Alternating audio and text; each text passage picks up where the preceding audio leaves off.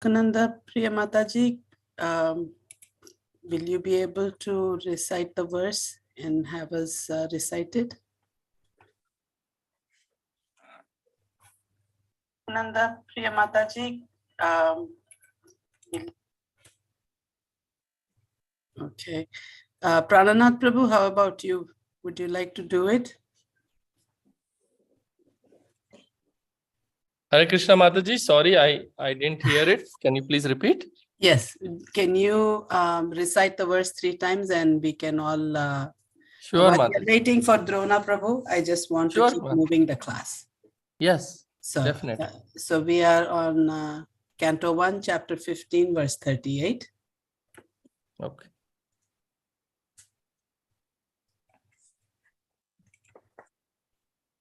Chapter 15. Okay. Yeah. Okay. Om Namo Bhagavate Vasudevaya. Om Namo Bhagavate Vasudevaya. Om Namo Bhagavate Vasudevaya. Om Namo Bhagavate Vasudevaya. Om Namo Bhagavate Vasudevaya. Om Namo Bhagavate Vasudevaya. We are reading, studying and discussing from Srimad Bhagavatam, Canto 1, Chapter 15, text number 38. Swarat pautram vinayinam atmana susamam gunai toya nivya patim bhumer abhyasinchad gajahvaye. Swarat pautram vinayinam atmana susamam gunai toya nivya patim bhumer abhyasinchad gajhavaye.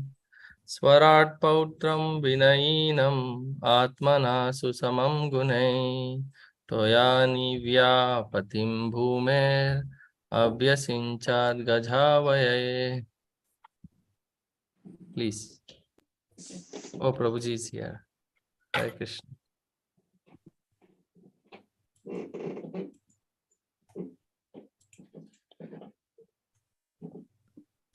Hare Krishna Dronacarya Prabhu. You're on mute. I just recited the shloka as instructed by Shobharade Mataji. Devotees can recite. Yeah. Yeah. Please. Thank you so much, Prabhu, for filling in there. I very much appreciate it.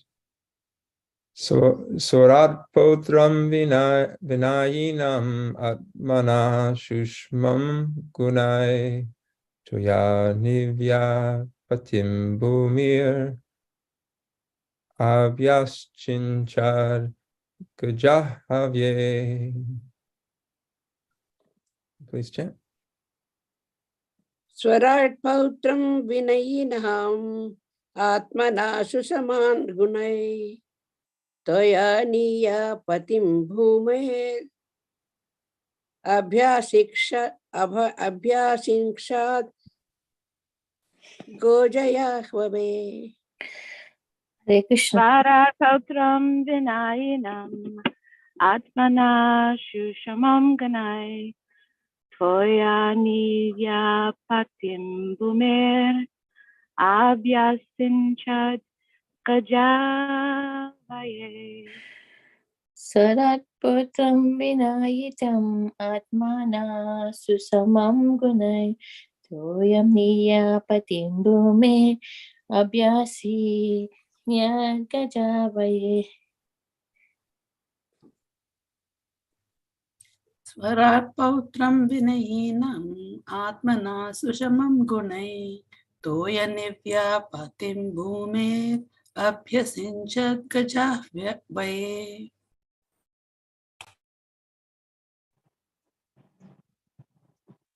Swarat potram vinayinam atmana susamana mamakudai toya nivyaya patim bhumer abhyasinchad gaja havai.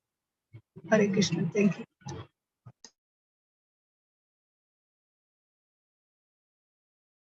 Anyone else? Okay, we'll move on to the synonyms. Swarat, the emperor. Potram, unto the grandson. Vinayinam, properly trained. Atmanaha, his own self.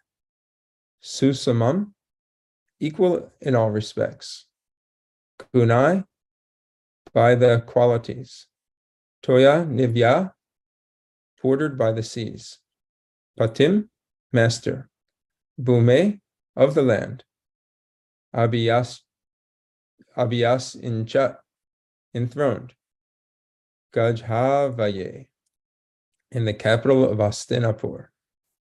Translation and purport by His Divine Grace, Srila A.C. Bhaktivedanta Swami Prabhupada, Srila Prabhupada Ki Jai. Thereafter, in the capital of Hastinapur, he enthroned his grandson, who was trained and equally qualified, as the emperor and master of all land bordered by the seas. Purport. The total land on the earth bordered by the seas was under the subjugation of the king of Hastinapur. Maharaj Yudhisthira trained his grandson, Maharaj Parikshit, who was equally qualified in state administration in terms of the king's obligation to the citizens. Thus, Parikshit was enthroned on the seat of Maharaj Yudhisthira prior to his departure back to Godhead. Concerning Maharaj Parikshit, the specific word used, Vinayinam, is significant. Why was the king of Hastinapur, at least till the time of Maharaj Parikshit, accepted as the emperor of the world? The only reason is that people of the world were happy because of the good administration of the emperor. The happiness of the citizens was due to the ample production of natural produce, such as grains, fruits, milk, herbs, valuable stones, minerals, and everything that people needed. They were even free from all bodily miseries, anxieties of mind, and disturbances caused by natural phenomena and other living beings. Because everyone was happy in all respects, there was no resentment. Although there were sometimes battles between state kings for political reasons and supremacy. Everyone was trained to attain the highest goal of life, and therefore the people were also enlightened enough not to quarrel over trivialities. The influence of Kali Yuga gradually infiltrated the good qualities of both the kings and the citizens, and therefore a tense situation developed between the ruler and the ruled. But still, even in this age of disparity between the ruler and the ruled, there can be spiritual emolument and God consciousness. This is a special prerogative.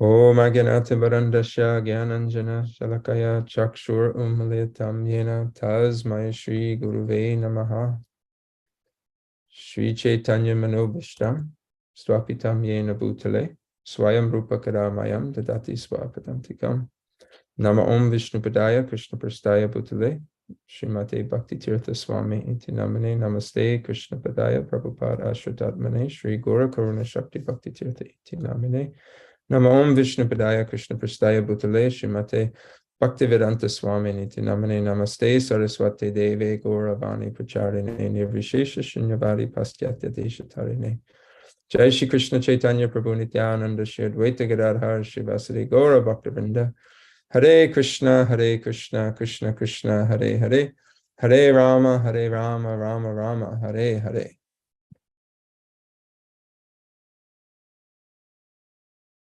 Thereafter, in the capital of Hastinapur, he is Maharaj Yudhisthira, enthroned his grandson, Maharaj Parikshit, who was trained and equally qualified as the emperor and master of all land bordered by the seas.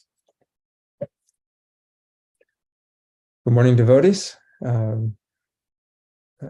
Sorry for being a few minutes late. My computer had restarted last night, and I had to go through. During the startup, it took longer, and I also lost all everything I had saved on there on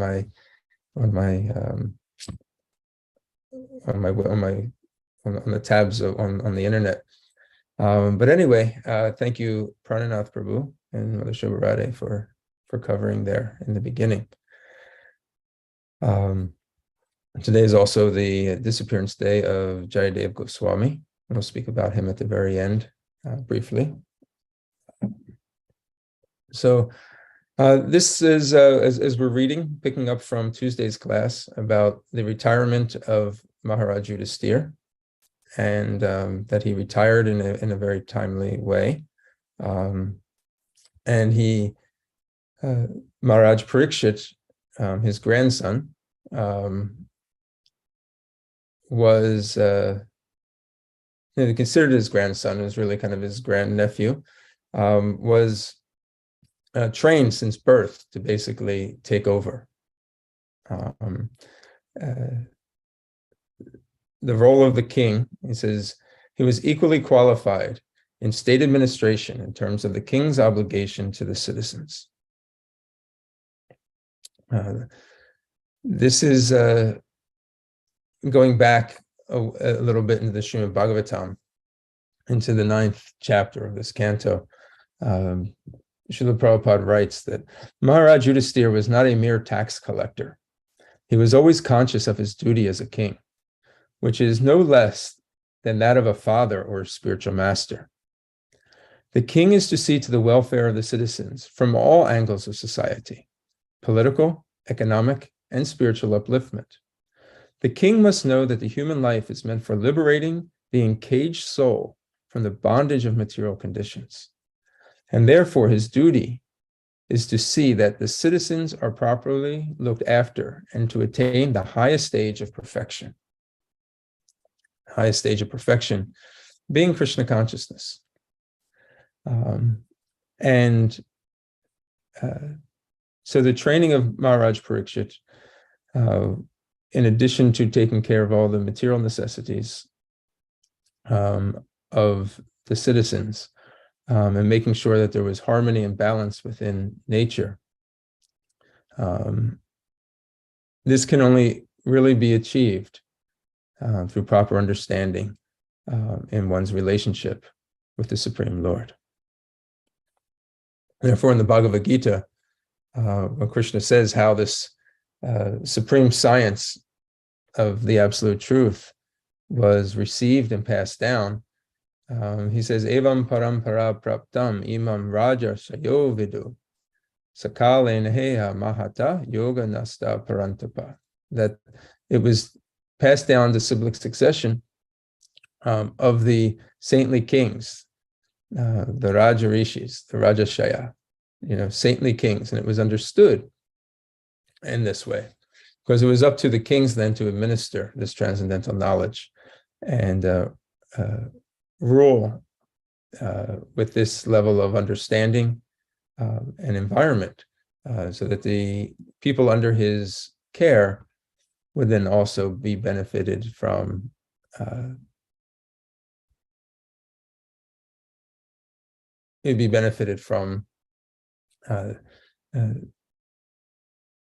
the environment of Krishna consciousness. Sorry, I was trying to think of the right word, but we can see that usually what happens under somebody's direction, whenever a person is in charge of something. It could be a CEO in charge of a company. It could be a president in charge of a country. It could be a pastor in charge of a church. It could be, a coach in charge of a sports team, or a parent in charge of a house.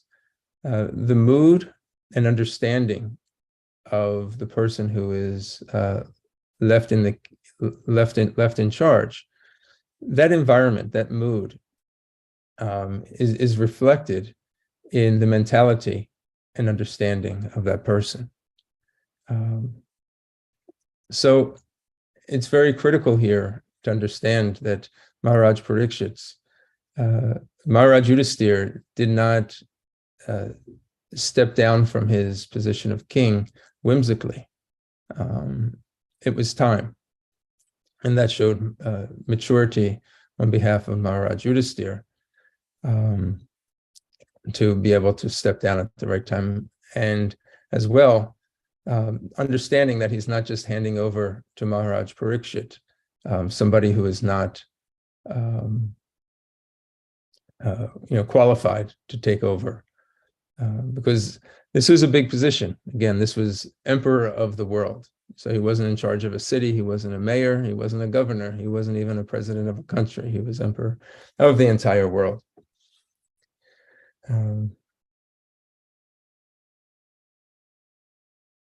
This line here, concerning Maharaj Parikshit, specific word use, vinayinam, is significant.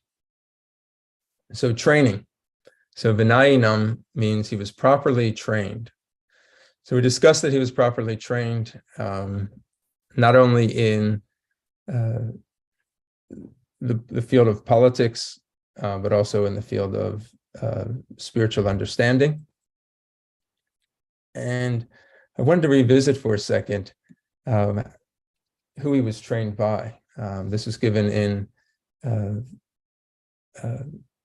12th chapter, text number 13. Srila Prabhupada writes in the purport, he says, after the end of the battle, Kripacharya again became a member of the royal assembly, and he was called during the birth of Maharaj Parikshit for recitation of auspicious Vedic hymns to make the ceremony successful. Maharaj Yudhisthira, while quitting the palace for the great departure to the Himalayas, entrusted Kripacharya with Maharaj Parikshit as his disciple. And he left home satisfied because Kripacharya is taking charge of Maharaj Parikshit. The greater ministers, kings, and emperors were always under the guidance of learned brahmanas, like Kripacharya, and thus were able to act properly in the discharge of the political responsibilities. Srila Prabhupada also writes that such brahmanas are not only rare, but they're not available in this age, and therefore, and then so he makes a point that, Kripacharya, when this is how he was trained, this is how he was left. Again, it was not whimsically, but it was under the care and guidance of Kripacharya, which is interesting in and of itself, because the father of Maharaj Parikshit was, who knows, the father of Maharaj Parikshit? Abhimanyu. Abhimanyu. And Abhimanyu was killed in the battle by who? Anybody remember? Anybody know? All the Mahayadhas, from Kaurav side, 9 people together, Bhishma and everybody. Yeah, and Kripacharya was one of them. Yes, he was there. Yeah. So this is the guy who killed his father, right? And he's his guru now. And now he's his guru. Yeah. So this is very interesting, right? The culture that's there, we can understand that there's a very heavy level of understanding what happened on the battle. There's the principle of forgiveness.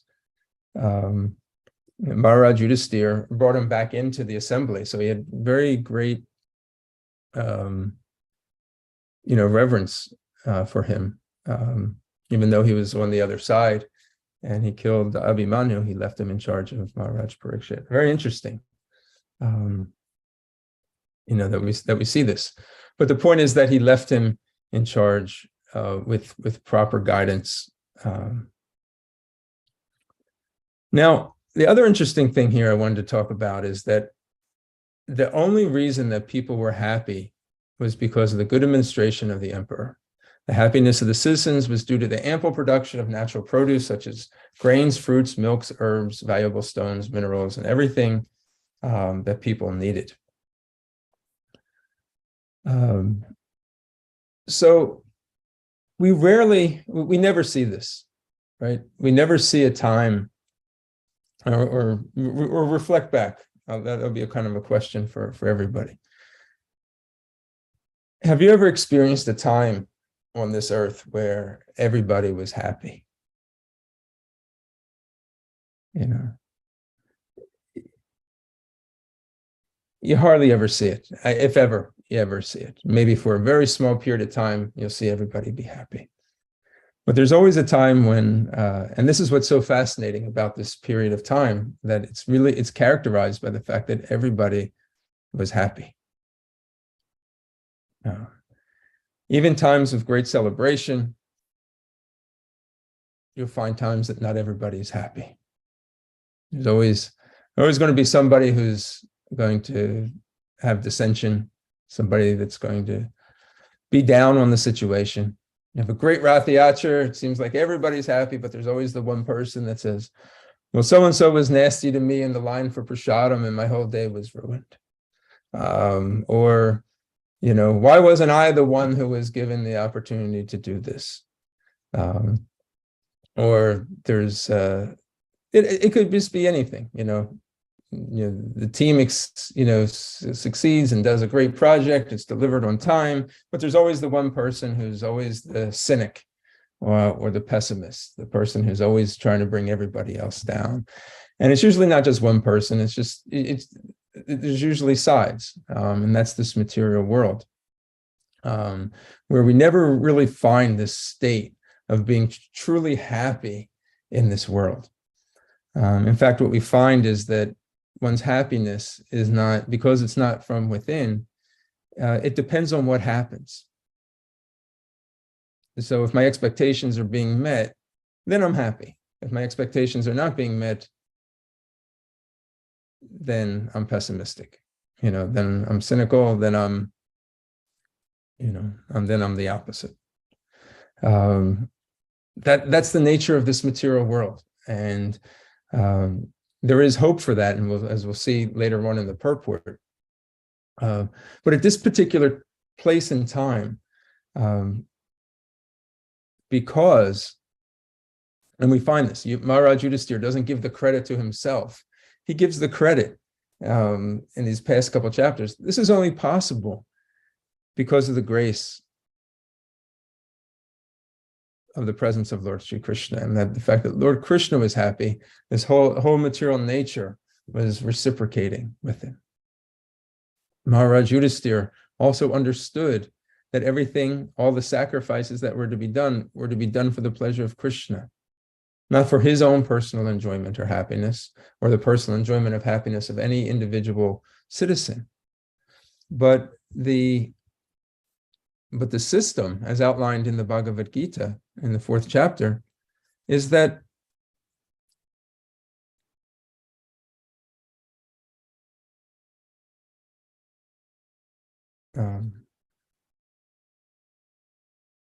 I'm sorry, in the 3rd chapter, this is the 3rd chapter of the Bhagavad Gita. It's that sacrifice has to be performed for Vishnu, and the Lord sent, in the beginning of creation, the Lord of all creatures sent forth generations of demigods and men, along with sacrifices for Vishnu, and blessed them, saying, "Be thou happy with this sacrifice, because its performance will bestow upon you everything desirable for living happily and achieving liberation." When the Lord's pleased by sacrifices, there'll be great cooperation between the demigods, and prosperity will reign for all. So the demigods, which are in control of all the natural phenomena in this world, they're the cosmic bureaucrats in charge of the rain, of the sun, of the wind, of all the various elements that are there. Everything was very plentiful. This is just kind of a recap of what we learned about in previous chapters. And then Srila Prabhupada writes, they were even free from all bodily miseries, anxieties of mind, and disturbances caused by natural phenomena of all living beings. So not only were all the material necessities provided, but internally there was a certain level of contentness. Bodily miseries and anxieties of the mind and disturbances of natural phenomena. There's a special name for these three, often repeated. Anybody remember them? The three kleshas. Begins with Adi. Adi Devik, Adi Bhautik, and Adi Atmik. Okay. And which ones are they? Adi Devik is the...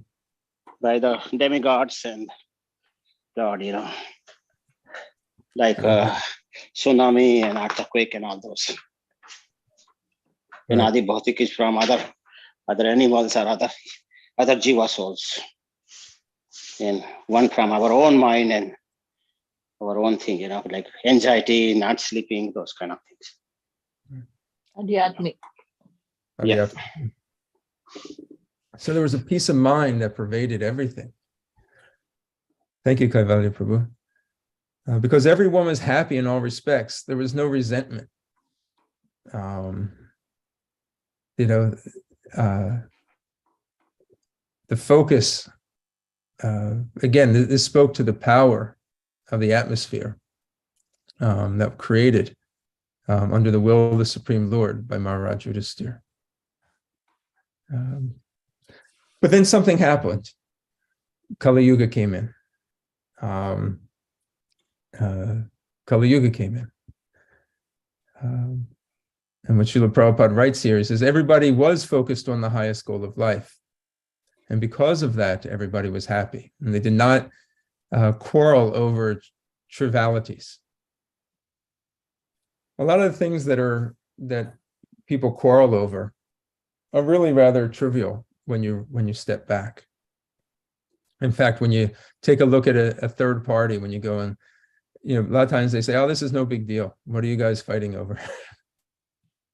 And the two parties really feel like it's a big thing. You know, you put your fence on my piece of property, and my piece of property came over here, and people start fighting over it. But when you look at it, you just start going up higher and higher. We had the situation at work recently, you know, somebody thought they had a cubicle and they had two cubicles, and another person wanted, you know, it was really an empty cubicle, but because they occupied it for such a long time, then the person thought it belonged to them, and then they had to bring in somebody new and put them in there. It's a whole big thing at work. You had to get HR involved. And I mean, and you think about these little trivialities that are there. You're in the shopping line at the food store, and somebody reaches out for something, and two people reach out at one time, and people start fighting over the zucchini that they both wanted. And you know, you see these things that people fight over, and they're rather trivial in the grand scheme of things when we zoom out and look at the ultimate goal of life. By the influence of Kali Yuga, and this happened right after Krishna had left the planet, and this is the time period that we're reading about when Krishna just left the planet. So we're seeing this transition now of the glory day of Maharaj Yudhisthira to the infiltration now of bad qualities. Both the kings and the citizens, and therefore a tense situation developed between the ruler and the ruled. And still, even in this age, the disparity between the ruler and the ruled. This is the hope. There can be spiritual emolument and God consciousness. So this word emolument, I had to look it up. I didn't know what it meant, but it means benefit or wealth, salary.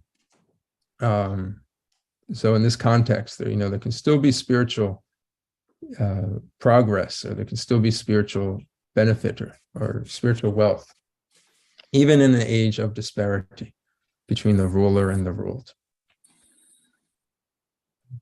We just have to know where to find it, because we no longer find it in the kings and the politicians and the rulers of every day civic life. In fact, it was never to be found simply there. It was just that those people who were in charge of those activities, they were properly trained in the art of spiritual knowledge, and ruled in the mode of not of passion and ignorance, but in the mode of goodness. With the absence of that, it's not that the spiritual ability to make spiritual progress isn't there. It's just a lot harder. It's what Srila Prabhupada says. That is special prerogative. That is a special prerogative, meaning that it's part of the Lord. That is part of the Lord's plan of this material world, is to reform the living entity so that it can return back home, back to Godhead.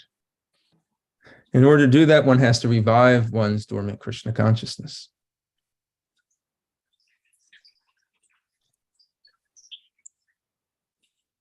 The three kleshas, Adhyatmic, Adhidevik, and Adhibodhik, that Kaivalya Prabhu was speaking about. Like I said, we don't see this in this material world at all anymore, where somebody is completely free from this, where somebody is not getting on another person's nerves, where one person's mind is not giving them difficulties, or you're not dealing with the troubles arising from material nature. And we can't seek that, because that is not the nature of this material world. The nature of this material world is not to create a paradise here on earth. It's Dukkalayam Shashrita, place of repeated suffering and misery. Ultimately, the misery is that we have to leave our bodies and die. And the happiness that we enjoy here in this material world is defined as chapala sukha. It's flickering. As I mentioned earlier, it depends on what happens. And if your happiness depends on what happens, your happiness is going to have these ebbs and flows, these fluctuations. Therefore, in the Bhagavad Gita, one of the very important principles that Krishna tells Arjuna is that in these states of happiness and distress, loss and gain, victory and defeat, fame and infamy, you have to be equipoised, you have to be steady, and you have to continue with your service. Because they will arise, no doubt. It's just a matter of how we deal with it and how we were able to endure these highs and lows, these peaks and valleys and ebbs and flows. So in the second chapter of the Bhagavad Gita, Krishna gives this understanding. In the 65th verse, he says, "For one thus satisfied in Krishna consciousness, the threefold miseries, Adhyatmic, Adhidevik, and Adhibodhik, of material existence, they exist no longer. In such a satisfied consciousness, one's intelligence is soon well established." So the key is that when one is satisfied, when one is fixed and fully Krishna conscious, and that is the position that we are to get to. These threefold miseries of the material world, they exist no longer for us. Now, does that mean if there's a hurricane going out, it's not going to hit our particular location, or we're not going to be inconvenienced by it? No. But we no longer identify with it,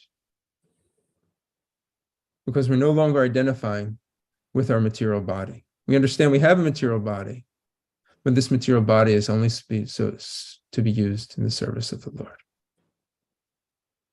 And the pains that the material body or material nature may give, we understand that this is only to bring me closer to the Supreme Lord. The purification process of detachment, removing of the false ego, is there. And the Lord is creating these situations, and this is the lesson I'm to be learning from it. So they exist no longer. One is now under the protection of the internal potency. And they're no longer identifying oneself as a product of matter in a material situation. That is the state of actually finding one's happiness, true lasting happiness, enduring happiness. And there should be another name for that. It's actually joy. When they say susukam, that devotional service is susukam, it is joyfully performed. It is full of joy. That joy doesn't depend on what happens. It's a state of internal well-being, a consciousness. And that can only happen when one is connected with the Supreme. And when one doesn't have it, one cannot have a steady mind. His transcendental intelligence can't be there. And without that, you can't have peace. And then Krishna says, and how can there be happiness if there's no peace? So these lessons we can take away from this, that we reflect back on Maharaj Yudhisthira's rule and how well things were done. And we look at today in every aspect of life and say, well, things just aren't like that anymore. Things have fallen apart. Now people fight over trivialities. Now people are suffering.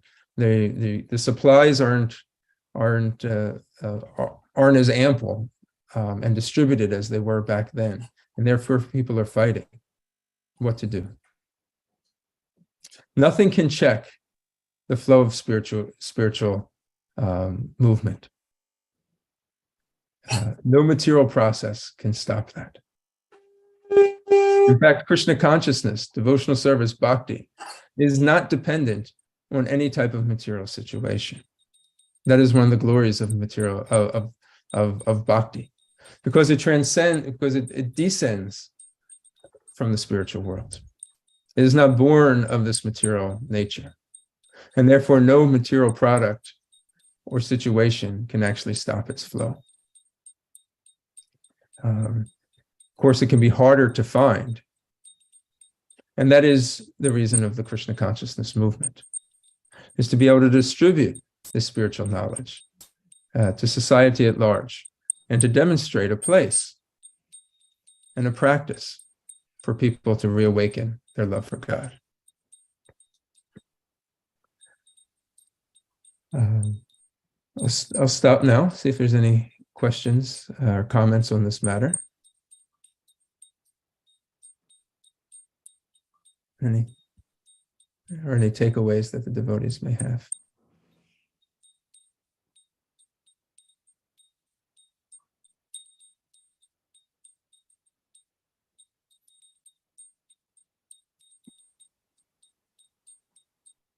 Okay.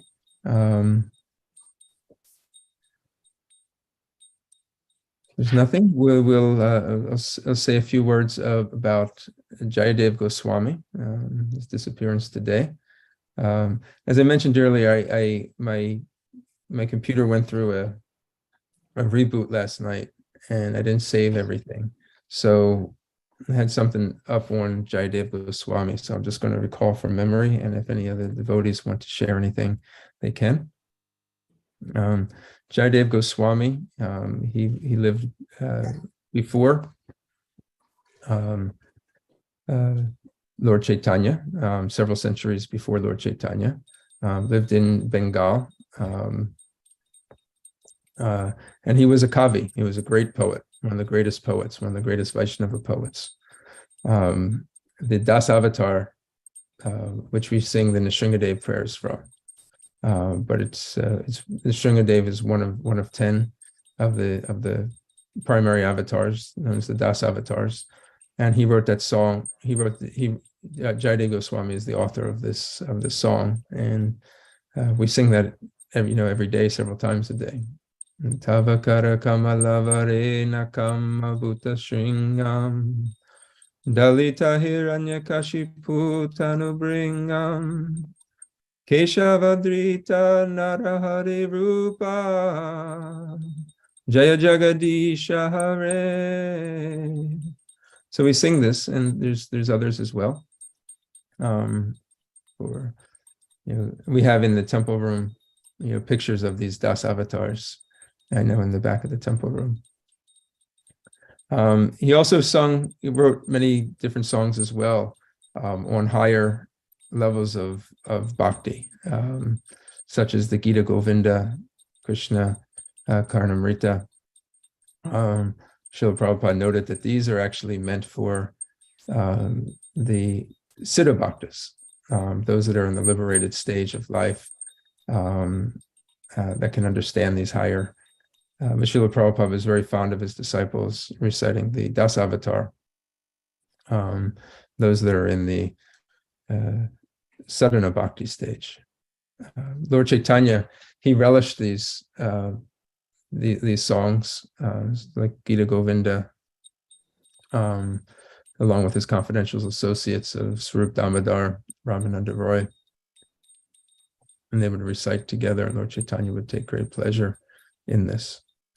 There was one time while he was in Bengal, he was singing, and the king, I think it was Lakshman Sen, I believe it was the name of the king at the time, and he had an assistant, and the assistant heard him singing, these songs. And he went to the king and told him, I said, I think, we found somebody who can be, your court poet, and you have to hear this person. It's very, very beautiful. And so they went, and the king went undisguised to visit Jayadev Goswami. And Jayadev was living very simply. And when the king came, he wasn't dressed as a king. And he asked him to recite his poetry, and he did. And then the king revealed who he was. It was a king, and invited him. He said, "Let me take care of you. You can stay in the palace, and you can just be my poet, and you can perform poetry." And Jayadev Goswami, he declined, because he said he didn't want to live that lifestyle. In fact, he wanted to live in Jagannath Puri in a very simple, cottage. So it just spoke to his level of renunciation and dedication to the spiritual cause. Very advanced, enlightened poet, fully Krishna conscious. Again, Lord Chaitanya took great pleasure in reciting his work.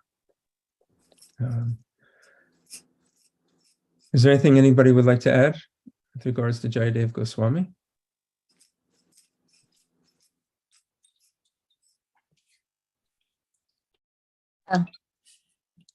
Once he was writing, a poem on Krishna, and the poem is that Krishna has to touch, Radharani's feet. Then he was a bit perplexed whether he should write it or not. How can, Krishna touch Radharani's feet? So he was reflecting, how is he going to write it?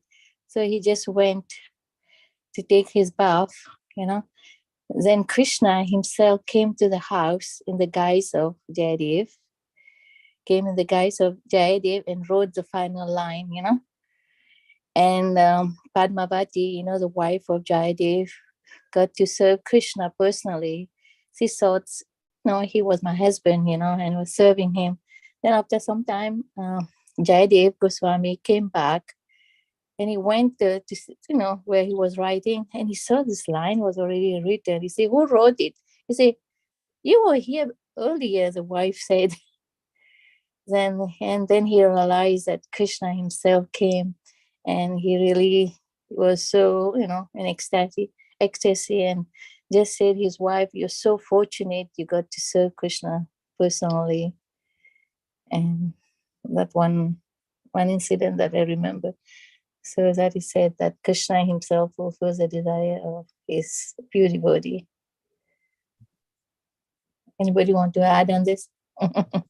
That's a great. I thank you for sharing that. pastime. He was unsure that what he was writing was correct or not, because it was basically saying that Krishna came under control. So he didn't want to write it because people could misinterpret that as, how could the Supreme Lord, fall under the control of Radharani? So then he left and thought about it for some time, and then he went to take a bath in the Ganges, and he came back home, and Krishna had come in his disguise and wrote it for him. And then that's a great pastime. Thank you, Mother Golokananda Priya. Any other?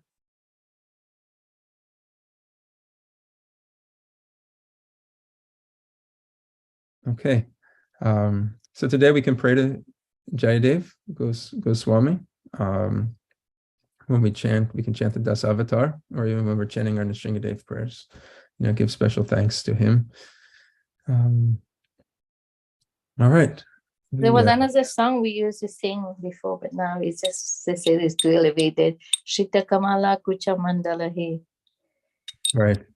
Yeah, Jayadeva Hari. It's a very nice song also. Yeah, I was looking that up last night. So it's stated that, like I was reading what Srila Prabhupada had written on that. He said that, I don't know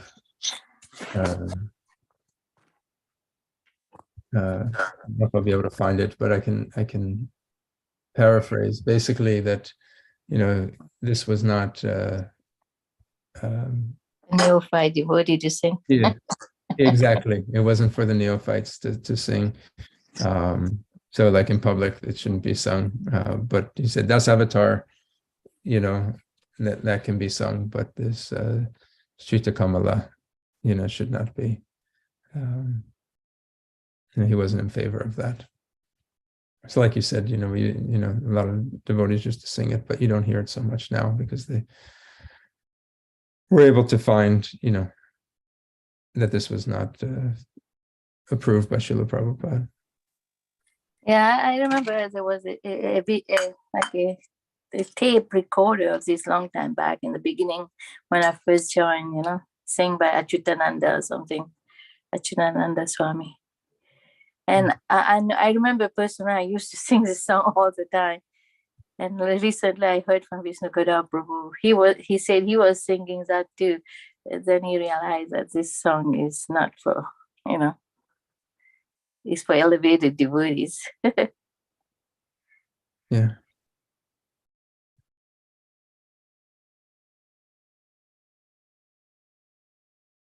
There's a letter in 1972. He says, please accept my obeisances. This is to Achyutananda. I beg to acknowledge receipt of your letter dated July 7th, 1972. I have noted the contents carefully. Regarding the songs by Jayadev, Shrita Kamala is not approved.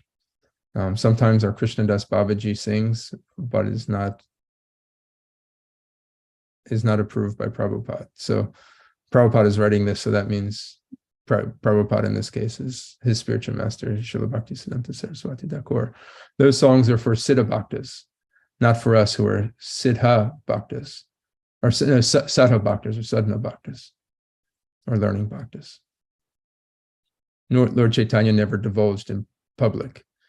He enjoyed them in the company of his select 3 or 4 devotees. There is one other song by Jayadev, Worshipping the 10 Incarnations. That song is all right. So it doesn't mean that we can't appreciate these and acknowledge the greatness of Jayadev Goswami. Srila Prabhupada, for our own spiritual benefit, is giving us, caution not to get attached, beyond our adhikar, beyond our spiritual understanding. We have to follow the prescription given by the expert doctor. Thank you, Mother Golokananda Priya. Thank you to all the devotees. We can close now. Tonight is a Srila Prabhupada Leela night on Zoom, starting at 7 o'clock. Reading about the transcendental activities of Srila Prabhupada in starting ISKCON and the Hare Krishna movement. At 6:40, there's sloka recitation right before that on the same Zoom channel. Okay. Everybody have a wonderful Krishna conscious day. Please accept my humble obeisances. Vancha kalpatarubhyascha kripa sindhuvya cha patitanam pavanebhyo vaishnavebhyo namo namaha. Thank you, Prabhu. Hare Krishna. Hare Krishna. Hare Krishna. Hare Krishna Sheshapati Govinda Prabhu. How are you? Yeah, good Prabhu. How are you? Good. Good. Hare Krishna. Hare Krishna. Have a great day.